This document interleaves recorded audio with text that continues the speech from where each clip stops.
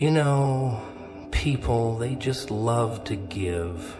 Oh, they give and give without ever asking why. It's funny, really. They drop their money in the basket, eyes shut, hands shaking like they're paying off some cosmic debt. But here's the joke. They don't even know the terms of the deal. You ever notice how people just give? Like really give? No questions, no second thoughts. Just open up their wallets, drop the cash, and walk away like they just paid for a ticket to heaven. It's almost adorable. Almost. But the real joke? They have no idea where that money actually goes. See, we live in a world where faith is like a vending machine. Put in a little cash, press the right buttons, and ding! Out pops a blessing, a miracle, a little divine favor. That's what they've been told, right? That's what they believe. And belief? Oh, belief is a powerful thing. It can make a man jump off a cliff thinking he'll fly. It can make a person hand over their hard-earned money convinced it's the key to something bigger. But belief? It's not truth. It's just a trick of the mind. Because if you really stopped to think, just for a second, you might start asking questions. Where does the money go? Who decides how it's used? What if, and here's a wild thought, what if it's not about faith at all? What if it's just business? But people don't like that idea. No, because then they'd have to admit they've been played, and nobody likes to feel like a fool. But let's not get ahead of ourselves. Let's talk about those who collect the money, the ones who stand up there, smiling, telling you it's all part of some divine plan. They say, "Give and you shall receive." Oh, it sounds so nice, doesn't it? Like a beautiful little promise wrapped up in a bow. But tell me, when was the last time you saw them struggling? When was the last time you saw them worrying about how they'd pay the bills? Funny, isn't it? You're the one giving, but they're the ones getting richer. Almost makes you wonder, who's really receiving here? And let's not forget the rules. Oh, the rules are very important. 10%. That's the magic number. Doesn't matter if you're broke. Doesn't matter if you're drowning in debt. 10%. They tell you it's a test of faith. They say, trust in the higher power and you'll be blessed. But have you ever noticed how the only ones guaranteeing those blessings are the ones collecting? Convenient, don't you think? See, here's the thing about giving. It's not bad. No. Giving is good. Generosity, beautiful. But blind giving, that's just handing over your wallet and hoping for the best. And hope, hope is the thing they sell. They package it up real nice, tie it with a little scripture, and tell you it's all going to work out. But let me ask you something. When you give, do you really know what happens next? Do you see where it goes? Do you see the impact? Or do you just... And assumptions, oh, those are dangerous. Because assumptions let people get away with anything. Assumptions let you believe that just because someone wears a robe or a suit or stands behind a fancy pulpit, they must be trustworthy. But history? History has a funny way of proving otherwise. Scandals, corruption, leaders who take and take and take while the ones who give keep struggling. And yet people still don't ask questions, still don't demand answers. Why? Because deep down, nobody wants to admit they've been fooled. It's easier to keep believing, to keep following, to keep giving and hoping that one day all those promises will come true. But tell me, what happens if they don't? What happens if you wake up one day and realize that the only ones who truly benefited were the ones who told you to give in the first place? See, that's the real trick. Not just getting people to give, but getting them to do it without ever wondering why. Without ever demanding accountability, without ever thinking about who's really in control. And when people stop thinking, when they stop questioning, that's when the game is won. You ever notice how people just feel obligated to give?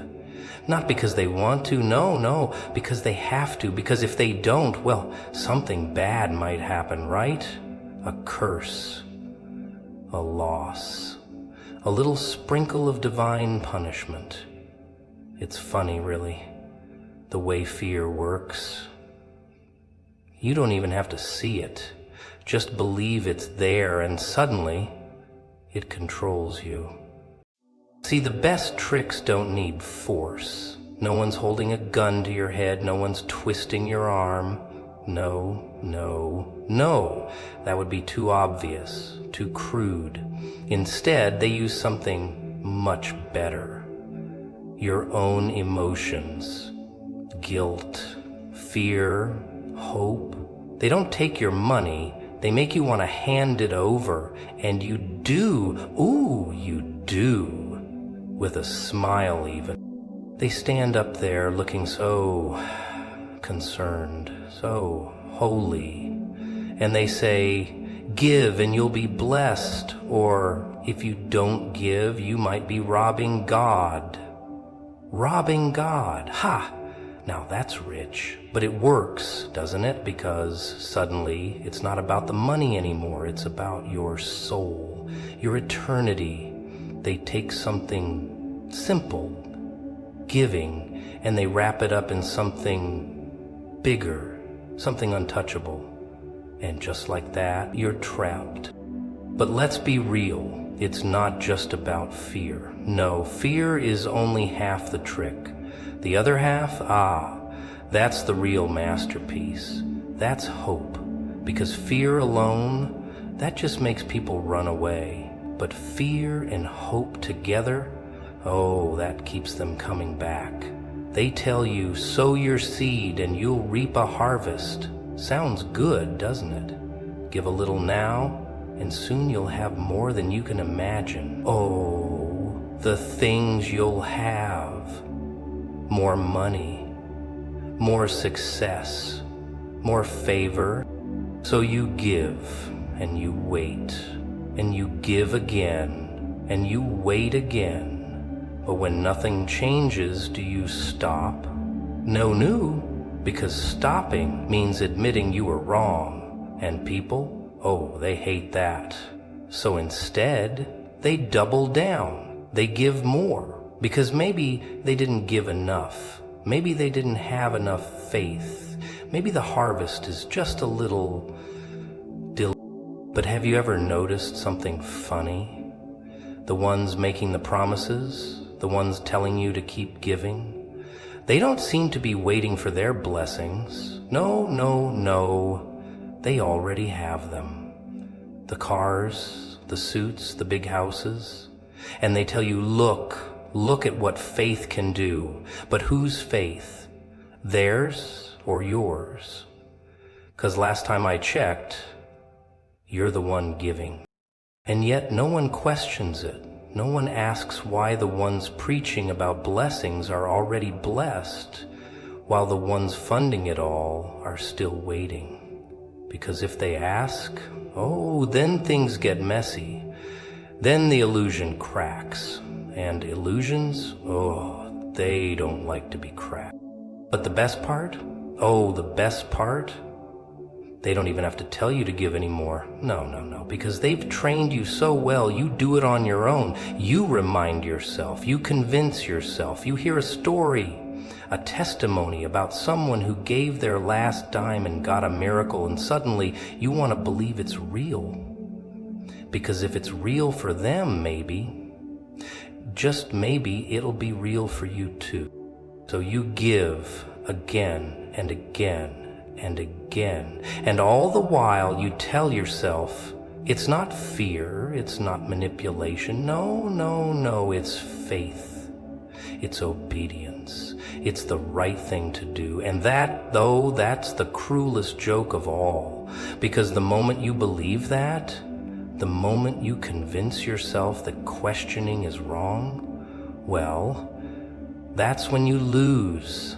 That's when they win. That's when the game is over before you even knew you were playing. You ever notice how people just trust? Oh, they trust so easily. They walk into a room, see a man in a fancy suit standing on a stage holding a book, and just like that, poof, instant credibility. No questions, no doubts, just blind, beautiful, delicious trust. Because of course, a man who talks about God could never lie, right? No, no, no. That would be unthinkable. That would be wrong. But tell me something, who's keeping track? Who's checking the books? Who's making sure all that money, the money you give, the money you sacrifice, actually goes where they say it does? Ah, now we're getting somewhere. 'Cause here's the thing about trust. It's dangerous. Give it to the wrong person and suddenly you're not donating, you're funding a lifestyle. Oh, but they have reasons, don't they? They always have reasons. The work of the Lord isn't cheap. The building needs expansion. The community needs support. Oh, they say the right words.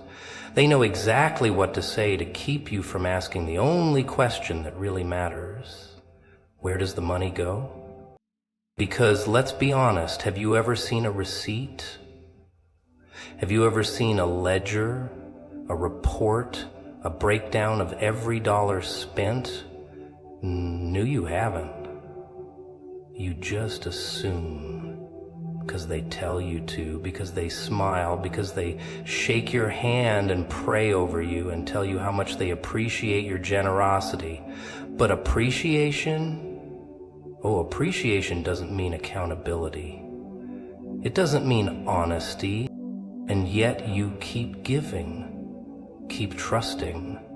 Because questioning, that would mean you don't have faith. And that's the real trick, isn't it? Make the people believe that asking for accountability is the same as doubting God. That if they dare to question where the money goes, they're questioning Him. And who wants to do that? Who wants to be the bad guy? So they build and they grow and they get bigger. Bigger buildings, bigger crowds, bigger offerings. And all the while they talk about humility. They tell you that you should be content with what you have, that you should give more, that you should live modestly. But tell me, when was the last time they lived modestly? When was the last time they worried about how they'd pay their bills? Funny how the ones preaching sacrifice are never the ones actually making it. But maybe, just maybe, you start to notice things. The private jets, the luxury cars, the houses that don't just have rooms, they have wings. And you think, well, maybe they deserve it. Maybe it's God's blessing, because that's what they say, isn't it? I'm blessed because I give. Oh, but tell me, who are they giving to? Because last time I checked, the money keeps flowing in, not out. And yet you say nothing. You do nothing. Because the moment you speak up, the moment you raise a hand and say, hey, where does this money actually go? You become the problem, the doubter, the troublemaker. Ooh, and they love that word, don't they? Troublemaker. Because troublemakers, they get pushed out, silenced, labeled as bitter, faithless, rebellious. And no one wants to be that guy. So the cycle continues. Money comes in, money disappears, questions don't get asked. Because asking? That's not what good believers do. Good believers trust. Good believers obey. Good believers don't worry about silly things like numbers and budgets and accountability. And that's the real beauty of it. They don't even have to hide anything. Because if no one's looking, if no one's watching, if no one wants to know the truth, well, there's nothing to hide, is there? You ever hear that one? Sow a seed, reap a harvest. Oh, it's a classic. The kind of line that makes people open their wallets real quick. Because who doesn't want to harvest, right? Who doesn't want to see their little act of faith turn into something big? More money, more success, more blessings. It's almost like magic. But magic, magic has a trick. And this one's so good you don't even see it happening. See, they tell you that tithing isn't just giving. No, it's investing. But tell me, in any real investment, don't you get a report, a statement, something that shows where your money is going and what it's doing? But here you just trust. You drop your cash, whisper a prayer, and hope that someday, somehow, it comes back to you. Now let me ask you something. What happens if it doesn't? What happens if you give and give and give and nothing changes? Well, that's your fault, of course. You didn't have enough faith. You weren't patient enough. Maybe, just maybe, you didn't give enough. And just like that, you become the problem, not the system, not the ones collecting. And they have a way of making sure you never stop trying. Because every now and then they throw out a little story, a testimony. Somebody somewhere gave their last dime and boom, they got a miracle, a new job, a financial breakthrough, a check in the mail from some mysterious benefactor. And you hear that and think, well, if it worked for them, it could work for me. So you give again and again and again, and each time you think, this is the one. This is the time it happens. But it never does. Because, surprise, surprise, it was never about you. See, there's a reason they call it sowing a seed. Because planting a seed, that takes time. And time makes people wait. Time keeps them hoping. And as long as you're hoping, as long as you're still waiting for that harvest, you're never going to stop giving. And let's talk about that word, harvest. What does that even mean? A bigger paycheck? A promotion? A mysterious financial blessing? They never tell you, do they? They keep it just vague enough so that anything good that happens to you must be the result of your giving. Oh, you got a raise? That's the harvest.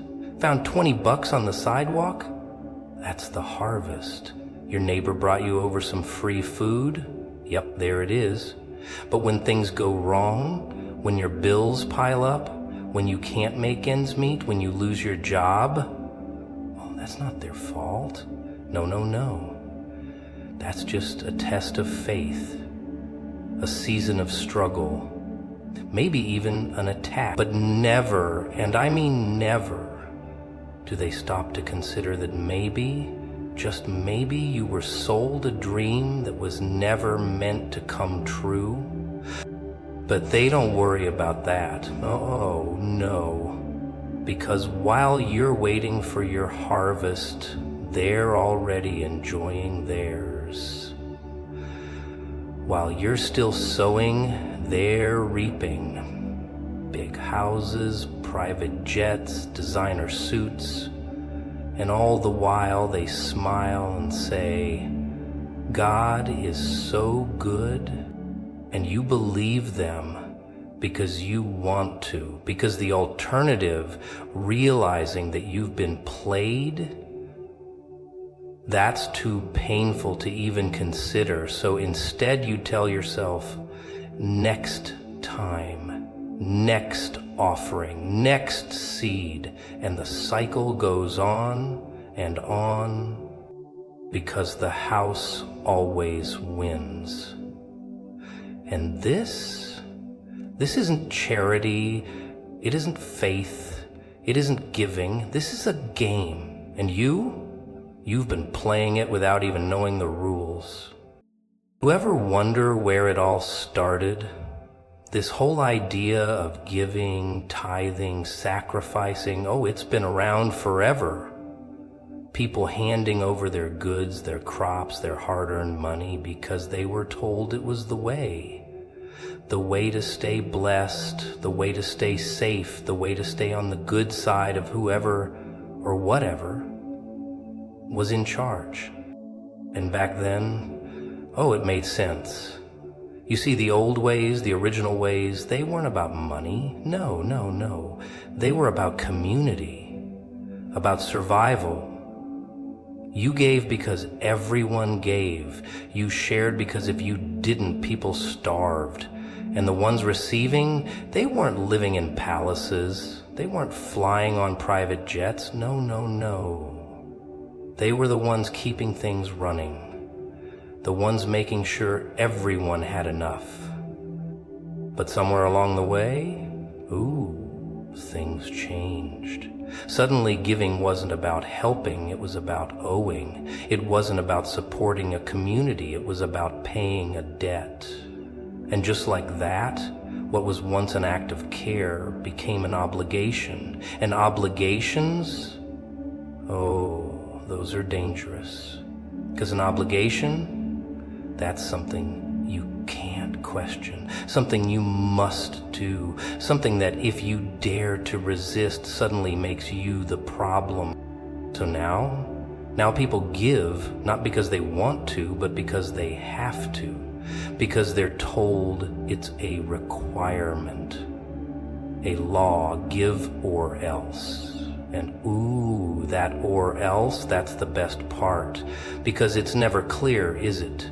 No, it's just vague enough to keep you in line, or else you won't be blessed, or else you might struggle, or else God might not show up for you when you need Him most.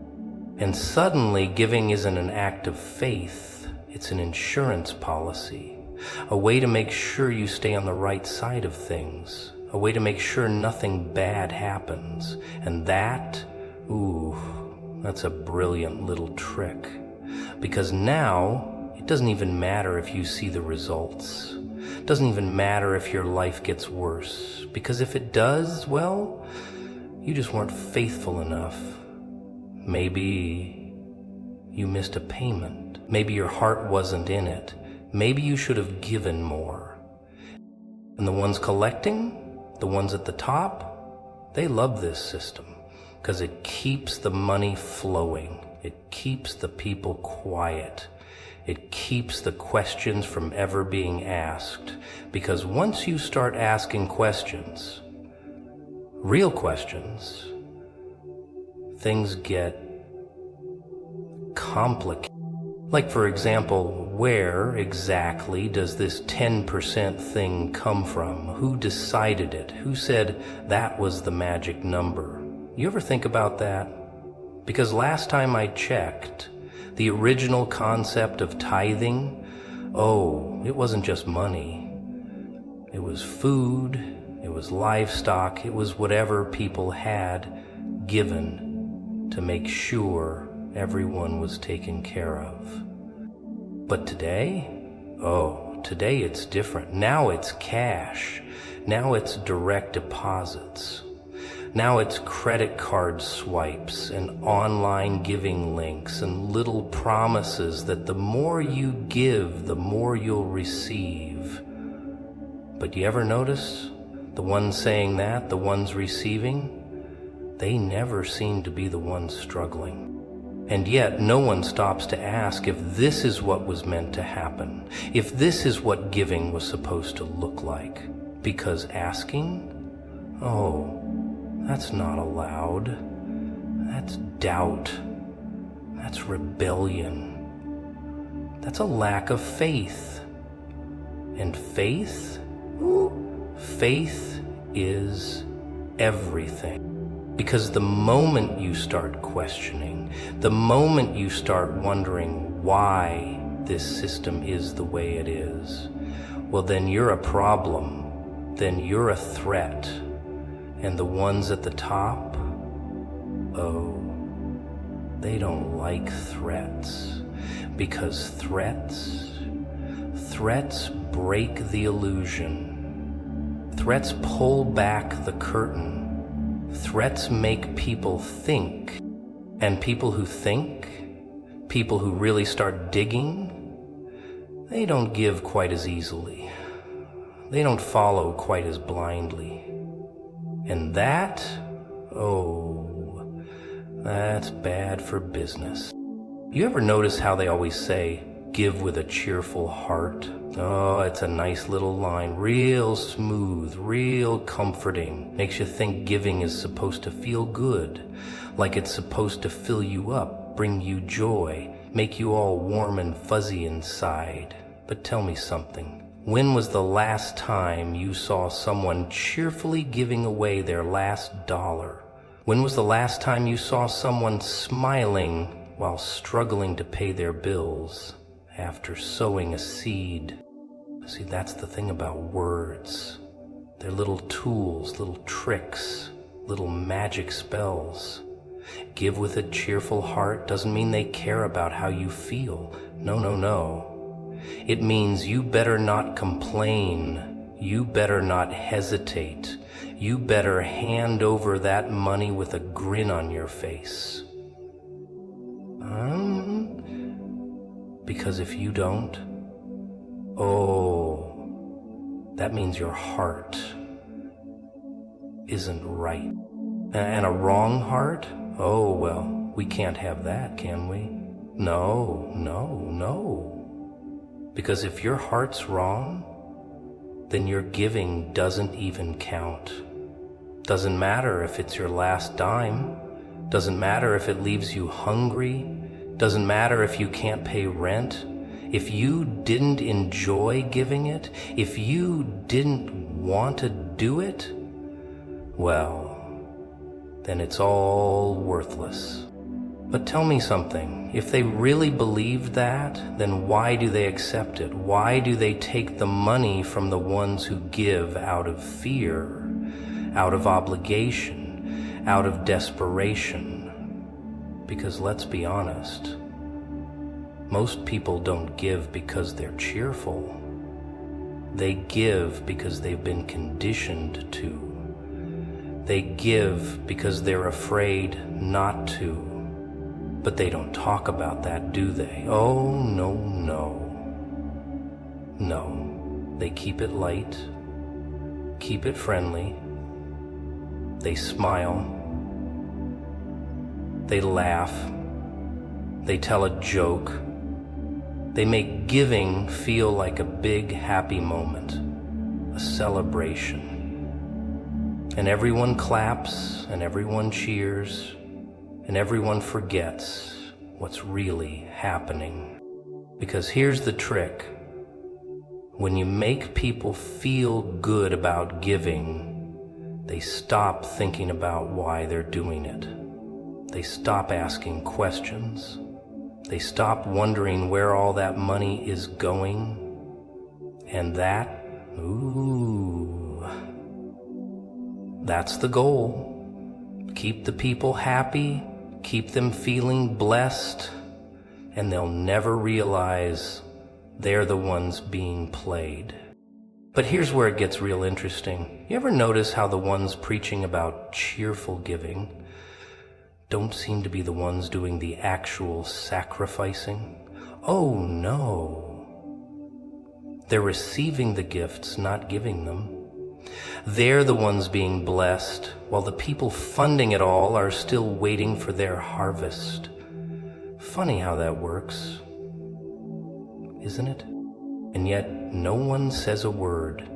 No one stops to ask why the blessings always seem to flow in one direction.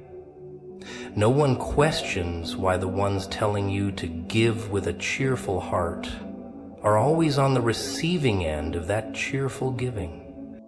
And if you do question it, oh, well, that just means you're the problem. You're the one with the wrong heart. Because a real believer, a real believer gives without asking anything in return. A real believer doesn't question where the money goes. A real believer just... And that's the greatest joke of all, because they make you think you're the one being tested. You're the one who needs to prove your faith. You're the one who has to give more, trust more, believe more. But them? Oh, no. They don't have to prove anything. They don't have to open their books. They don't have to show where the money's going. They don't have to give the way you do, because they aren't playing by the same rules. No, no, no. You follow the rules. You obey. You keep the system running. And them, they just sit back and collect the harvest.